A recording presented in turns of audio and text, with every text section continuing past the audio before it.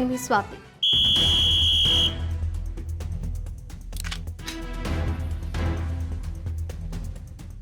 మనిషిలో ఆశ చావలేదు. ఆశ మనిషిని ఎంతవరకైనా తీసుకెళ్తుంది. పదవి వ్యామోహం అయితే ప్రత్యేకంగా చెప్పాల్సిన అవసరం లేదు, అది జీవితాంతం ఉంటుంది. చాలామందికి జీవిత చరమాంకంలో కూడా పదవిలో ఉండాలని తాపత్రయపడుతూనే ఉంటారు. అలాంటి వారిలో ఒకరే యనమల. 1983 నుంచి వరుసగా 6 సార్లు ఎమ్మెల్యేగా ఎన్నికయ్యారు. ఆ తర్వాత 2 సార్లు ఎమ్మెల్సీగా అవకాశం వచ్చింది. పార్టీ అధికారంలో ఉన్నా లేకున్నా కూడా ఆయన ఇంట్లో మాత్రమే పదవి ఉందనేది తెలుగు తమ్ముళ్ల మాట. పార్టీ అధికారంలో ఉంటే కేబినెట్ ర్యాంకు పదవి, టీడీపీ ప్రతిపక్షంలో ఉన్నప్పుడు కూడా అదే స్థాయి పదవి కావాలని పట్టుబట్టి తీసుకోవడం యనమల మార్క్ రాజకీయం.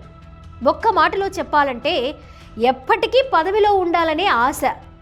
ఇందుకోసం ఏదో ఒక రూపంలో ప్రయత్నం చేస్తూనే ఉన్నారు. ఆయనే యనమల రామకృష్ణుడు. చేసిన ఒకే ఒక్క సాయానికి కృతజ్ఞతగా 30 ఏళ్లుగా యనమలకు చంద్రబాబు పెద్దపీట వేస్తూనే ఉన్నారు. అయినా సరే ఇంకా ఏదో కావాలని ఇప్పటికీ డిమాండ్ చేస్తూ పార్టీ అధినేతపై ఒత్తిడి తీసుకొస్తూనే ఉన్నారు యనమల. యనమల రామకృష్ణుడు ఏపీ పాలిటిక్స్లో ఎప్పుడూ ఈయనే హాట్ టాపిక్. ఉమ్మడి ఆంధ్రప్రదేశ్లో దాదాపు అన్ని రాజకీయ పార్టీల నేతలతో మంచి సంబంధాలున్న నేత. టీడీపీ ఆవిర్భావం నుంచి పార్టీలో కొనసాగుతున్నారు. తుని నియోజకవర్గం నుంచి 1983లో తొలిసారి ఎమ్మెల్యేగా గెలిచిన యనమల ఎన్టీఆర్ తొలి కేబినెట్లోనే మంత్రి పదవి దక్కించుకున్నారు. ఆ తరువాత 1985-89 మధ్య మంత్రిగా, 1989-94 మధ్య పిఎస్సి చైర్మన్గా కేబినెట్ ర్యాంకు హోదా అనుభవించారు. ఇక 1994లో జరిగిన ఎన్నికల్లో టీడీపీ ఘన విజయం సాధించడంతో బీసీ కోటాలో శాసనసభ స్పీకర్ పదవి దక్కించుకున్నారు ఆయన. అయితే 1995 ఆగస్టు సంక్షోభం సమయంలో రూల్స్ ప్రకారం నడుచుకుని చంద్రబాబు సీఎం అయ్యేలా వ్యవహరించారు యనమల. ఈ చిన్న సాయం గుర్తుపెట్టుకున్న చంద్రబాబు నాటి నుంచి నేటి వరకు యనమలకు సముచిత స్థానమే ఇచ్చారు. స్పీకర్గా, ఆర్థిక శాఖ మంత్రిగా, పార్టీ పొలిట్ బ్యూరో మెంబర్గా ఉన్నత స్థానం ఇచ్చారు. వాస్తవానికి యనమల ట్రాక్ రికార్డ్ పెద్ద గొప్పగా ఏం లేదు. 1983 నుంచి 2004 వరకు వరుసగా 6 సార్లు గెలిచారు యనమల రామకృష్ణుడు. ఆ తర్వాత నుంచి ఆయన గ్రాఫ్ పడిపోయింది. 2009 ఎన్నికల్లో తొలిసారి ఓడిన యనమల ఆ తరువాత నుంచి ప్రత్యక్ష ఎన్నికలకు దూరంగా ఉన్నారు. కానీ చంద్రబాబు మాత్రం ఆయనకు చట్టసభల్లో అవకాశం ఇస్తూనే ఉన్నారు. ఎన్నికల్లో ఓడినప్పటికీ 2 సార్లు మండలిలో అవకాశం ఇచ్చారు. ఆ తర్వాత 2014 చంద్రబాబు మంత్రివర్గంలో కూడా శాసన మండలి సభ్యునిగానే స్థానం సంపాదించారు. నాటి ప్రభుత్వంలో కీలకమైన ఆర్థిక శాఖ మంత్రిగా వ్యవహరించారు. తుని నియోజకవర్గంలో కూడా ఉన్న స్థానంలో పోటీ చేసిన తమ్ముడు కృష్ణుడు కూడా వరుసగా 2 సార్లు ఓడిపోయారు. అయితే 2014లో పార్టీ అధికారంలో ఉన్న సమయంలో మార్కెట్ యార్డ్ చైర్మన్గా కూడా సోదరుడు కృష్ణుడినే ఎన్నిక చేశారు యనమల. దీంతో నియోజకవర్గం పార్టీ నేతలంతా ఇదేం చోద్యమని ముక్కున వేలేసుకున్నారు కూడా. ఇక 2024 ఎన్నికల్లో యనమల కుటుంబానికి వచ్చినన్ని పదవులు మరెవరికీ రాలేదు. రామకృష్ణుడు కుమార్తె దివ్యకు తుని ఎమ్మెల్యే టికెట్ ఇచ్చారు చంద్రబాబు. అలాగే మైదుకూరు ఎమ్మెల్యే టికెట్ను వియంకుడు పుట్టా సుధాకర్ యాదవ్ దక్కించుకోగా, ఏలూరు ఎంపీగా పోటీ చేసి గెలిచిన పుట్టా మహేష్ యాదవ్ కూడా రామకృష్ణుడు అల్లుడే. ఇక ప్రస్తుతం యనమల దివ్యకు కేబినెట్ ర్యాంకు ఉన్న ప్రభుత్వ విప్ పదవి కూడా వచ్చింది. ఇలా ఒకే ఇంట్లో 2 ఎమ్మెల్యేలు, 1 ఎంపీ ఉన్నారు.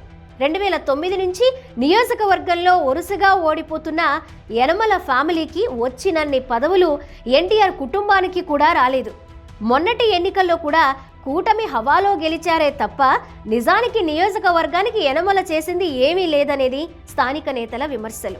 2014లో మైదుకూరు నుంచి పోటీ చేసి ఓడిన యనమల వియ్యంకుడు పుట్టా సుధాకర్ యాదవ్కు టీటీడీ బోర్డు చైర్మన్ వంటి అత్యున్నత అవకాశం ఇచ్చారు. ఇక యనమల మరో కుమార్తె తెలంగాణ మాజీ మంత్రి, బీఆర్ఎస్ ఎమ్మెల్యే తలసాని శ్రీనివాస యాదవ్ కోడలు కూడా.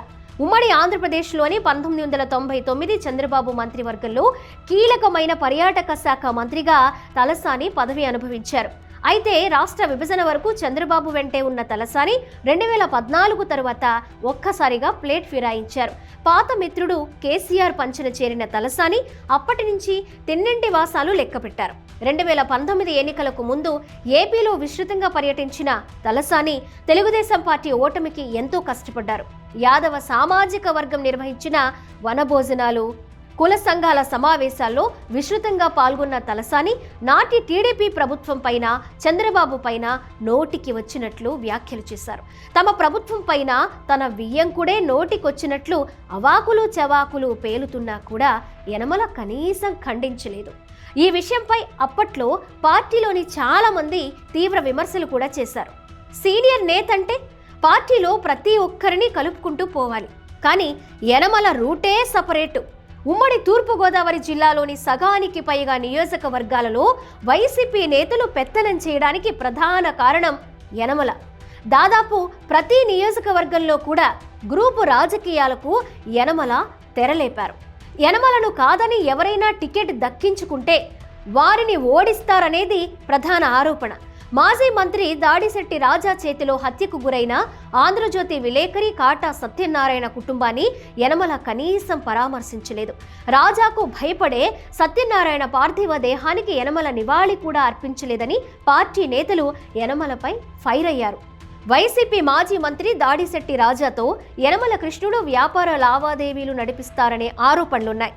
ఇదే సమయంలో యాదవ సామాజిక వర్గం సంఘ సంస్కర్తగా చెప్పుకునే యనమల ఆ కులానికి పెద్దగా చేసిందేమీ లేదు అనేది ఆ సామాజిక వర్గ నేతల ఆరోపణ.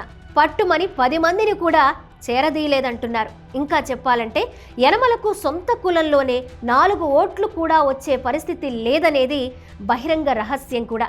ఇక 42 వసంతాల రాజకీయ ప్రస్థానం పేరుతో ఓ పుస్తకాన్ని ఆవిష్కరించిన యనమల కీలక వ్యాఖ్యలు కూడా చేశారు.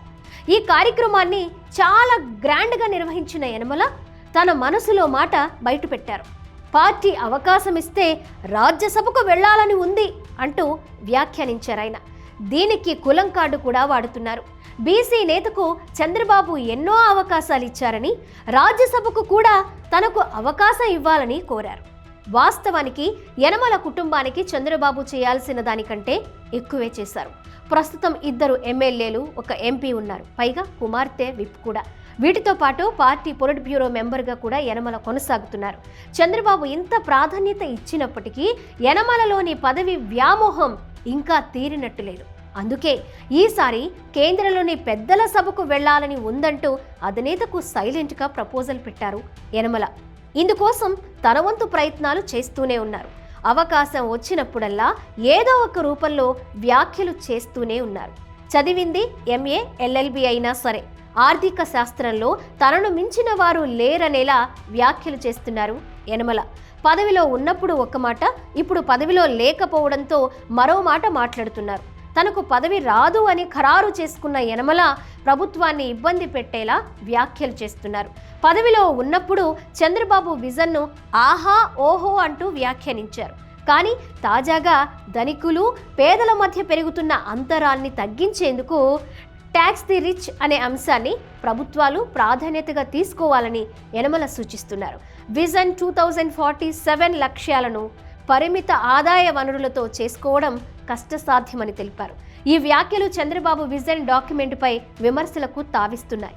పదవి ఉన్నప్పుడు ఒక మాట, పదవిలో లేకపోతే మరో మాట మాట్లాడుతున్నారని యనమల రామకృష్ణుడిపై పార్టీ నేతలు, కార్యకర్తలే సీరియస్గా ఉన్నారు. ఇక ఇప్పటికే గ్రూప్ రాజకీయాలను పక్కన పెట్టారని సూచిస్తున్నారు.